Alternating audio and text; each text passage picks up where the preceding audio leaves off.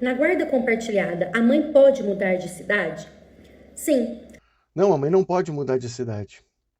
A legislação é bem clara, é preciso uma autorização de mudança. O inciso 5º do artigo 1634 diz que, independentemente da guarda, a guarda poderia, inclusive, ser unilateral. A mãe vai ter que ter uma autorização do pai, ou o pai vai ter que ter uma autorização da mãe, e se ambos negarem, né, se um dos dois negar, é preciso buscar uma autorização judicial. De acordo com a decisão da terceira turma do Superior Tribunal de Justiça, é possível que a mãe mude de cidade, mesmo em caso de guarda compartilhada. A decisão levou em consideração o melhor interesse da criança. Não, o caso não foi julgado com base no melhor interesse da criança, porque isso simplesmente não existe. Essa expressão melhor interesse da criança, como critério, é absolutamente indeterminável. Não há como determinar o melhor interesse da criança. O que ocorre nas varas de família é uma escolha moral e não técnica. Não existe técnica, não existe método, não existe na psicologia, não existe na sociologia, não existe no direito, não existe em nenhum lugar que diga, olha, o melhor interesse da criança se preenche ou é um quesito que pode ser preenchido com esses e esses e esses e esses elementos. Não há nada disso. O que foi feito aqui é um julgamento preconceituoso contra o pai e com base em privilégios para a mãe. A mãe faz o que quiser porque ela é proprietária de uma coisa, e se ela quer mudar, ela leva a coisa consigo. A relatora, a ministra Nancy Andrighi, explicou que a guarda compartilhada não se confunde com a guarda alternada. Interessante, porque a ministra Nancy Andrighi está desdizendo aquilo que havia dito em 2011, quando ela disse que só era possível a guarda compartilhada com custódia física. Hoje ela diz que a guarda alternada e a guarda compartilhada não se confundem. Claro, porque a guarda compartilhada aplicada no Brasil é precisamente a guarda unilateral, materna. Na guarda compartilhada, é possível e desejável que se estabeleça uma residência principal para os filhos. Ao contrário, não é nem possível nem desejável. Se o juiz estabeleceu um lar principal para a criança e isso significa que a convivência não é equilibrada, que não há uma divisão próxima do meio, essa criança está, segundo a ciência, em desvantagem em relação às outras.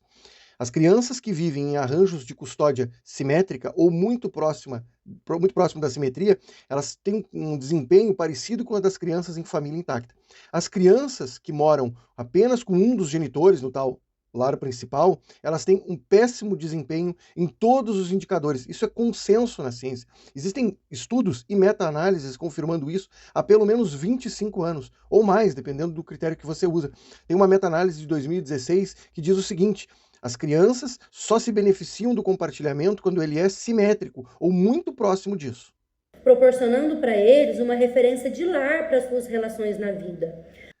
As pessoas no direito usam muito a expressão lar de referência. A criança precisa de um lar de referência, só que isso não existe, essa expressão na literatura técnica em lugar nenhum do mundo, nem na psicologia, nem na sociologia. Isso foi inventado por juristas, talvez até para dar uma aparência de tecnicalidade. Olha, nós estamos usando um termo técnico, referência, para tentar induzir o leitor ao erro, a pensar que ali há uma expressão científica que remete à cognição ou à psicologia. Não existe isso, essa expressão completamente vazia, não existe essa ideia de que a criança precisa ter uma referência de lar. Isso é uma completa bobagem, já desmistificada inclusive pela ciência, que diz que os melhores arranjos são aqueles de dupla residência. A ministra ressaltou que a guarda compartilhada não exige necessariamente uma custódia física, conjunta ou tempo de convivência igualitário.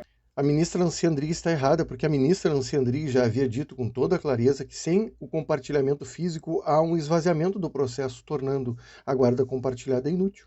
Ela destacou que essa modalidade de guarda ela é flexível e pode ser implementada de maneiras diversas. Isso lembra aquela frase do Henry Ford: você pode comprar um carro de qualquer cor desde que ele seja preto. A guarda compartilhada comporta muitos arranjos, mas todos eles são a guarda unilateral materna, levando em consideração as circunstâncias específicas de cada família. Segundo a ministra, é admissível a fixação da guarda compartilhada, mesmo quando os genitores residem em cidades, estados ou até mesmo países diferentes. Claro, mas por que a mãe tem que levar a criança? Por que ela não leva só a guarda compartilhada? Ela fica com a guarda compartilhada com a qual o pai deveria se contentar.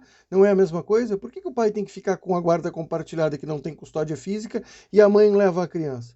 Vamos inverter. Com os avanços tecnológicos, é possível que os pais, mesmo à distância, compartilhem a responsabilidade sobre os filhos e participem ativamente das decisões relacionadas. Então, a mãe deixa a criança e leva o celular. Não é uma maravilha? Convivência epistolar tecnológica digital. Isso é uma bobagem. As pessoas sabem que isso não funciona, tanto que elas autorizam uma mãe a levar a criança. O objetivo da guarda compartilhada é justamente que a criança conviva com ambos. Intimidade, toque, relação, ficar consigo, dormir na mesma casa, estar presente, fazer um café, fazer um lanche, sair para dar uma volta, ouvir conselhos, estar no dia a dia, no cotidiano. Essa ideia absurda de que o objetivo da guarda compartilhada é participar de decisões não faz o menor sentido. Quem inventou isso é maluco.